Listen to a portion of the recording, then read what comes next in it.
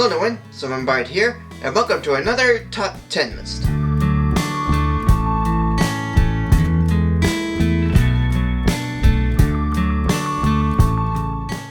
Well, Valentine's Day is almost here, and it is a perfect time to talk about couples. Animated couples, that is. If one character alone is worth watching, then having him or her paired with another is double the fun, in terms of chemistry, romantic relations, and how long and well we get to know them as much as they get to know each other. And I'm going over my top 10 favorites in this video, based on what I've just said. So, let's get to it with a list of my top 10 favorite animated couples.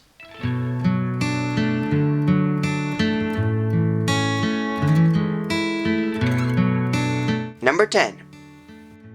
SpongeBob SquarePants and Sandy Cheeks from SpongeBob SquarePants. Yeah, this is cheating seeing as how they are more friends than a couple, but the more you watch them, the more you feel that they should be a couple. It would definitely be an odd one, seeing how one's a sponge who's easygoing and always wants to be safe than sorry, and the other's a squirrel who likes to take chances when confronting an enemy or science. But they both like to have fun and are both good at doing karate, except that Sandy is more extreme and is better at karate. And yet SpongeBob is trying his hardest to enjoy Sandy's way of play without getting her upset even though he gets upset himself. Seeing these two together and getting along is what made them a good pair. They both learn about each other's worlds, they have a couple of things in common, and they did argue one time in terms of which place is better, the land or the sea, but they quickly discovered that neither place is perfect for either of them and forgive each other. Even the show itself would once in a while poke fun on the two being a couple, usually when Larry the Lobster's around. But as long as they remain friends, they may as well be a couple. The two might be from different sides of the ocean and continue to be friends, but they truly could be an odd couple. Number 9. Ned McDod and Sally O'Malley from Dr. Seuss's Horton Hears a Who. An obscure one at best, but one that belongs in the less is more category. And while we get to know what Ned is like, as the mayor of Whoville who fears of an oncoming disaster, we don't get to know what Sally is like apart from being his wife. But when they are together, there's something about them that's just delightful. I don't know what it is or how it goes, but it's something to admire. Is it that Sally is trying to get used to Ned's paranoia? Or is it Ned's devotion to his one son Jojo to become the next mayor even though he has 96 daughters to think about? Well, there is no answer to how or why their relationship works. But even in a town where anything physical is possible and nothing ever goes wrong, I guess anything emotional between the two can work the same way. I really do like to know how they meet and how they got together. They're such a fascinating couple where appearance and personality just doesn't cut it. Sure, it's not really the main focus of the film, but they do help in keeping Ned's fear of Whoville being destroyed even though it's on a dust speck that's on a clover being carried by an elephant who's trying to protect them.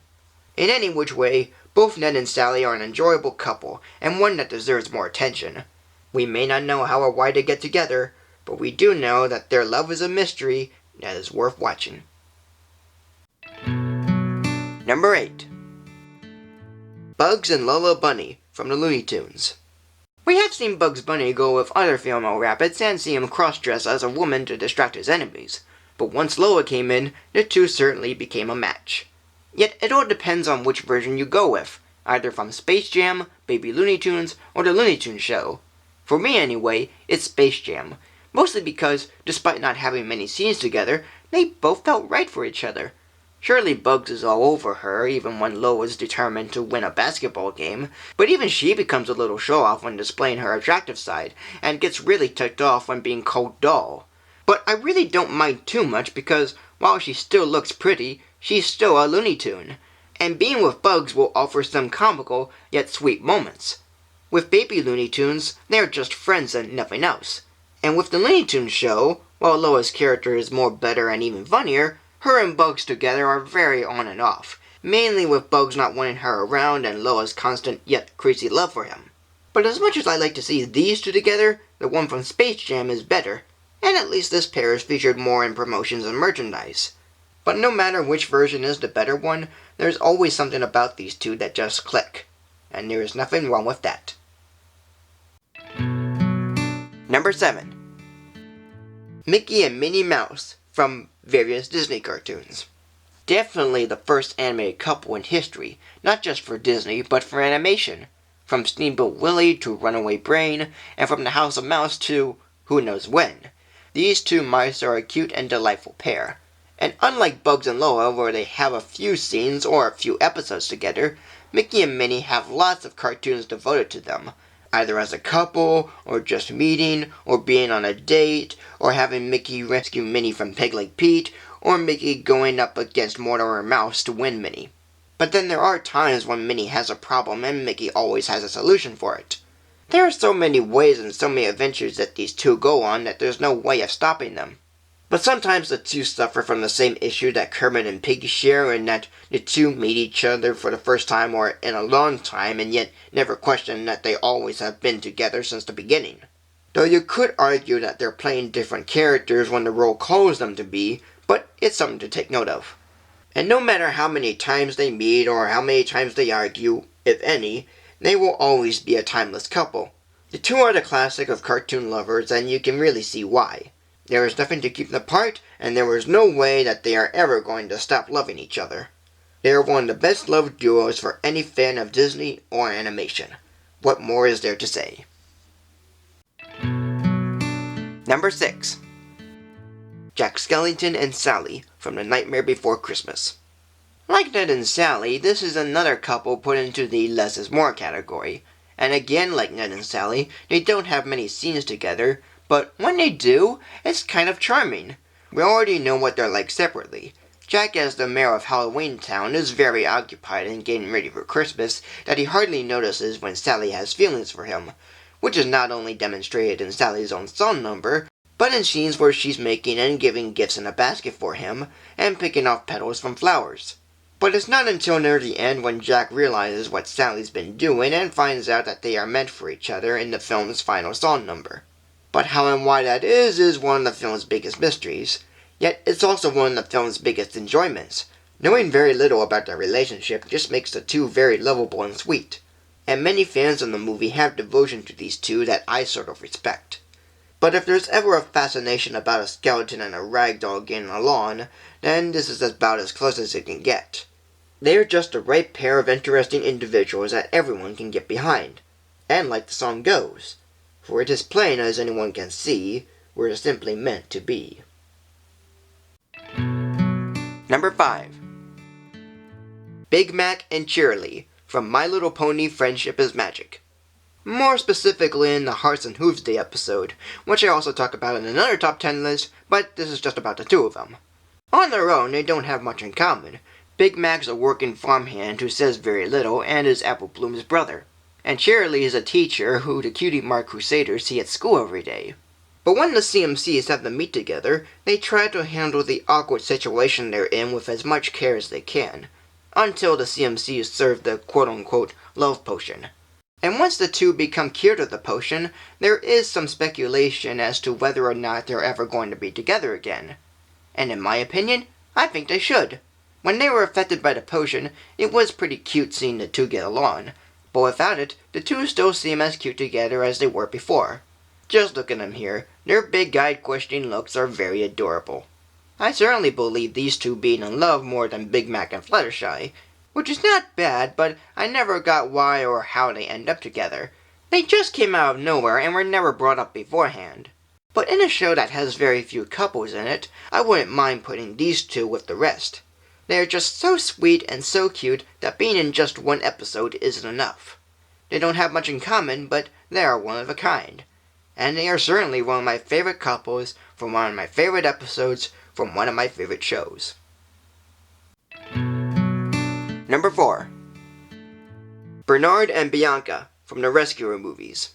I have to say that while I like one movie better than the other, it's these two that are the best parts of both films.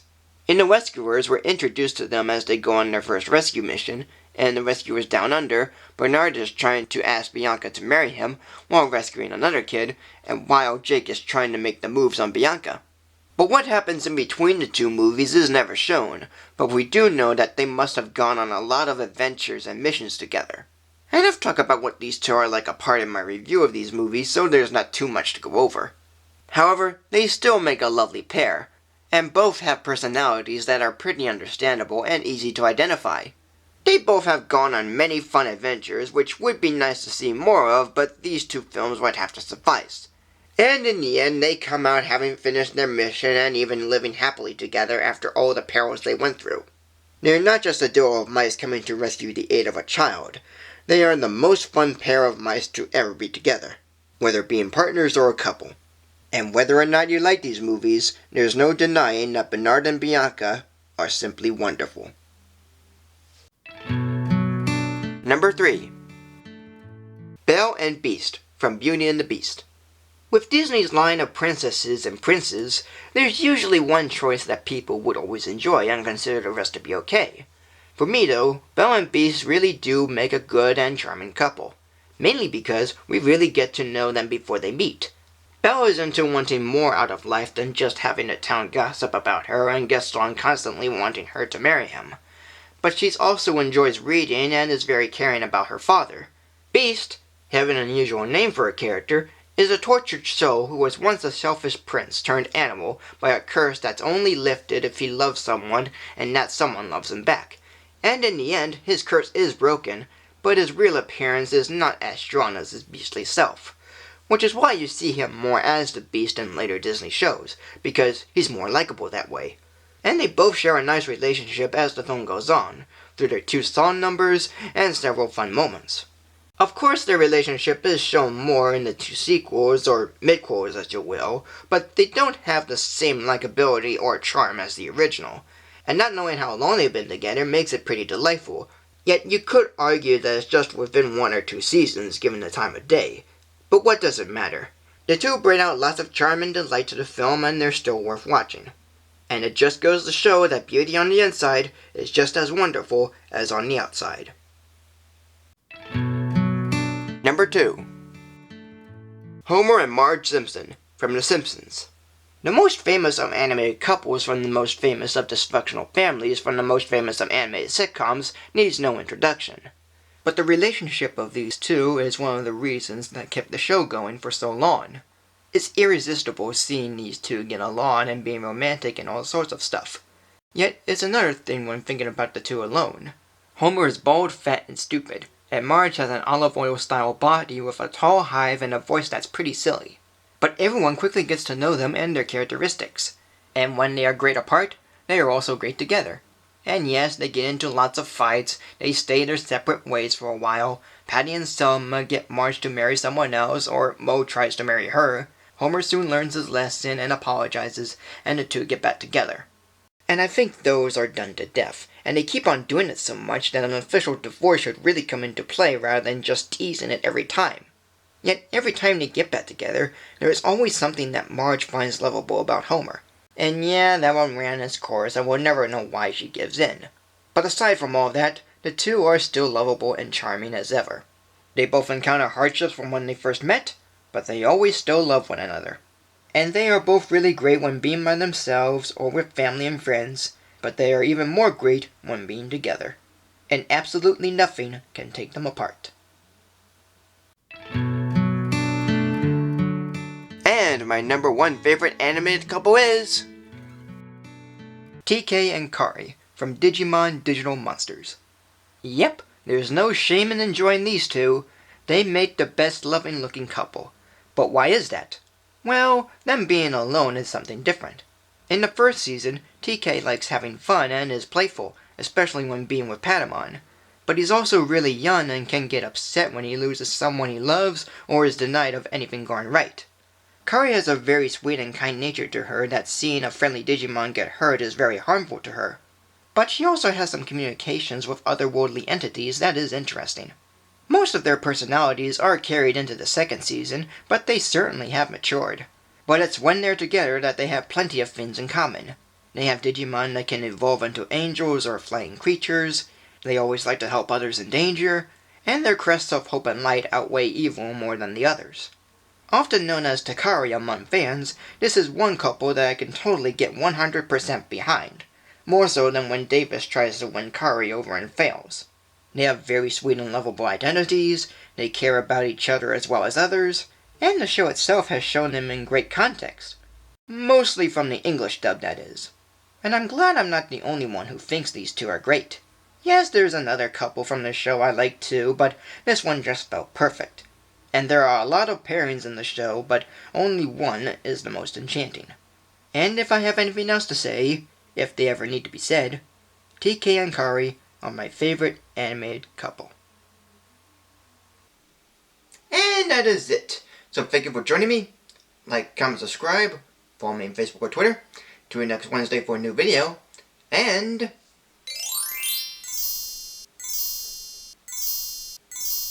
have a happy Valentine's Day.